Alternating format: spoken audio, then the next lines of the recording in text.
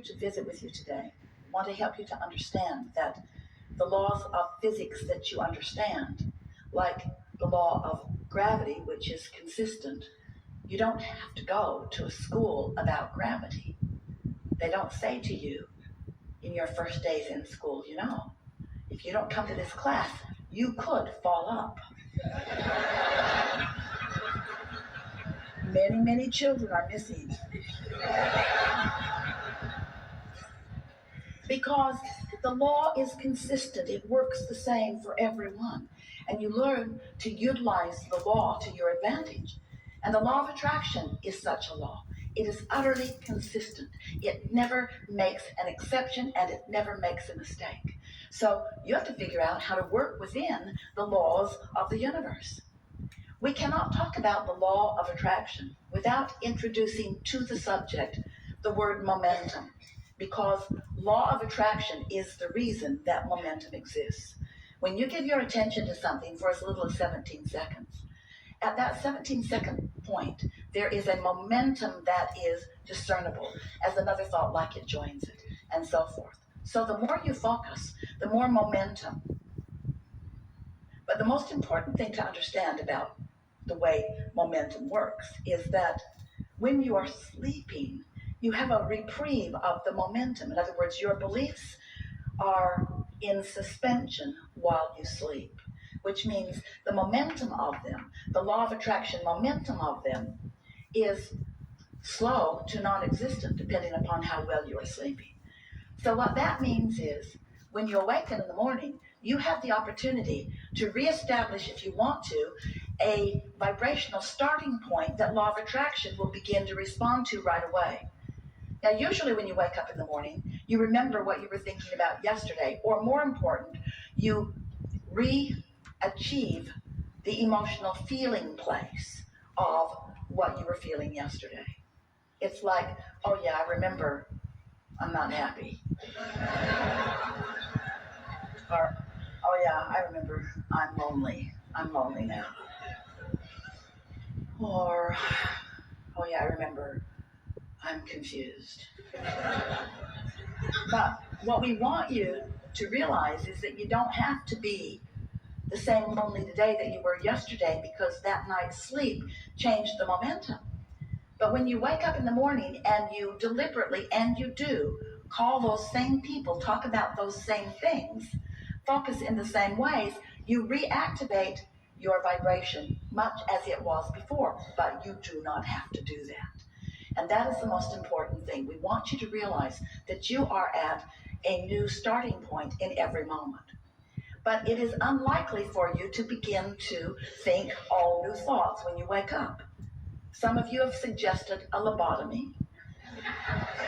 We don't recommend it, because there are many things that you believe that are serving you really well. You just want to become a better sifter. You want to become a better discerner. You want to become better at caring about how you feel and then focusing in ways that accomplish that. If we can, in some way, offer enough words don't teach, and analogies, words don't teach, and conversation, words don't teach. We've enjoyed this interaction in this. That if we can offer enough that will to stimulate within you the awareness that your point of attraction is everything, because you are the center of your universe, and that you are the perceiver of it, which means you are the vibrational interpreter of it. You translate your vibration into the reality that you are living, into what you are seeing and hearing and smelling and tasting and touching. If we can convince you that since all those things are true, that the only thing that matters to you is how you feel. If you can leave this room with a new determination within you that you now, more than ever before, care about how you feel and mean to do something about soothing yourself. Esther was on an airplane last week, going from Boston back to San Antonio. And there was a beautiful family sitting in front of her, a mother and a child about 6 years old, and two little twin boys who were about 2, maybe, if even. They were walking, sort of kind of talking. And they were all strapped into their 4 seats. And Esther was sitting right behind the mother. And when the airplane took off, one of the little boys across the aisle from his mother was terrified. It was probably his first flight, and the roar of the engine, the sound of the machine, the feeling of it on the runway, he was hysterical. And he wasn't spoiled. He was hysterical. He was frightened. It was a new experience, and the power of the airplane scared him. His mother and the flight attendants looking right at his mother like, do not get out of your seat. Do not get out of your seat. And Esther is thinking, if I were that mother, I would be out of my seat now. So the airplane got in the air, and once it was stable, long after Esther thought it was stable, the flight attendant gave her the knowing nod, like, now that your child is out of oxygen. So now, mother moved over into his seat and held him tight in her arms, just tight in her arms, kissing the back of his head and holding him tight in her arms. And gradually he settled down back into his knowing that all was well. And Esther watched that, and she said to her friend sitting next to her, I want to do that with everyone on the planet. I want them to sit on my lap, and I want to hold them in my arms, and I want to say, it's okay. It's okay. Everything's okay. Everything's okay. Everything's okay. She wants to do it to herself. She wants to soothe herself into a point of attraction that allows her what she wants and deserves. She wants you to be soothed into a point of attraction that allows you what you want and deserve, because that is the only missing factor. How you feel. How you feel. If you're terrified, if you're angry, if you're resentful, if you're depressed, if you're aggravated, if you're overwhelmed, those negative emotions are you beating up on you. Now, it doesn't feel like that to you. It feels like somebody else is doing it. Esther was pretty mad for a minute at the flight attendant who was just doing her job. But it made Esther want, with everything that she is, to just make sure that she takes care of feeling good. In other words, someone asked us the best question that has ever been asked a few weeks ago. And the question was, Abraham, how do you get rid of doubt? And we said, you get rid of it before it starts, which was so annoying. Because when you're in the middle of it, that answer doesn't apply. How do I get rid of it before it starts when I've already got it? And we say, well, eventually you're going to sleep, and you're going to get up tomorrow, and tomorrow you're going to soothe yourself better so that doubt never gets started. Doubt will never get a foothold if you're watching what you're doing. So Esther began applying that to herself. She woke up every morning with a determination that she was going to find a good feeling place and that she was going to maintain it as long as she could. And she, for the first day, she didn't even get out of bed before it was too late. The second day, it was better. The third day, she didn't make it through breakfast. In other words, it took quite a while of Esther caring more about how she felt than tending to emails, caring more about how she felt than tending to what was going on with other people. In other words, you've got to put yourself first. You've got to be so selfish.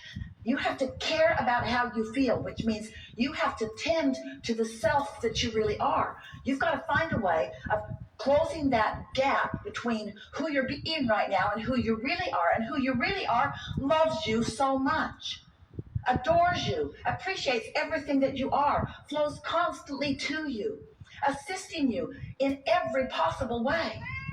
Last week, Esther came bouncing up the steps, and the step wasn't stable. When she stepped on it, it caved in, and her foot went between the step and the stage. Scraped up her shin, she stumbled onto the stage. It was funny. It was really funny. And Esther thought, for the life of me, I do not know how I went down. So Esther has a dear friend who sees energy. She always comes to the seminars in the city where she lives and sits in the back of the room because she not only likes to see the energy around Abraham, she liked to see the energy around Jerry when he was sitting at the table and the energy around you. She could actually see who was all lighted up. She knows who Abraham is likely to call on because she can read this energy. So after every workshop, she watches all of the live streams. She sends Esther an email, and she says, yeah, Jerry walked on the stage with you. And Esther says, yeah, I know. I can feel you there. And then she said, he caught you last week. And Esther thought, that's why I didn't fall down. It didn't make sense to me. I didn't have my balance. I didn't have anything close to my balance, but I didn't go down. This is the thing that we want you to understand. We've got you. But if you're not knowing that, if you're mad at yourself, then you don't let us get you. You prevent yourself from receiving the inspiration. Do you know when you yawn? That's because you need more oxygen, and we yawn you.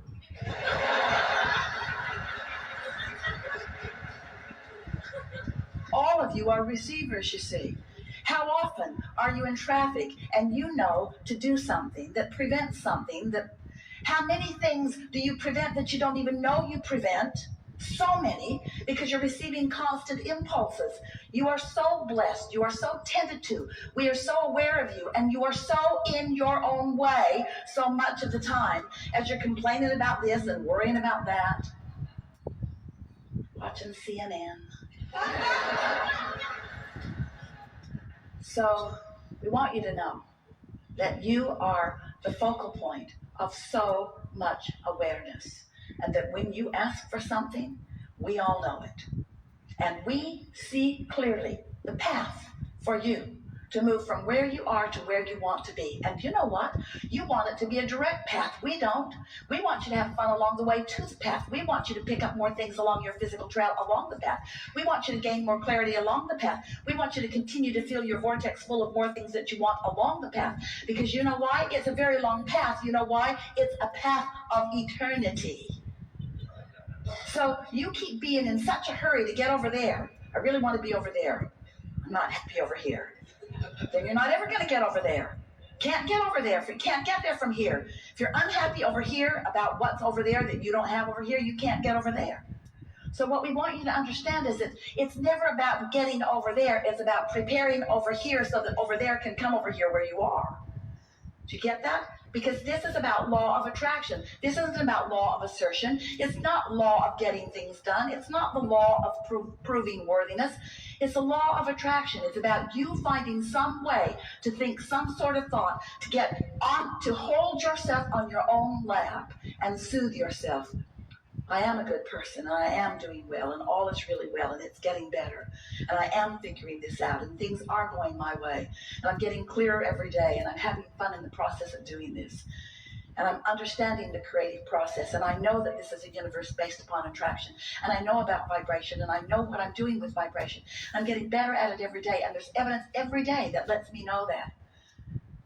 As you soothe yourself, as you do something about tending to your point of attraction, which is all that matters, because everything else is already done, you see. It's like sometimes, I'll just give you a sort of analogy. You've asked for it, and you're summoning it, but you've got your shield up, your cloaking device. You've got your umbrella up, old style.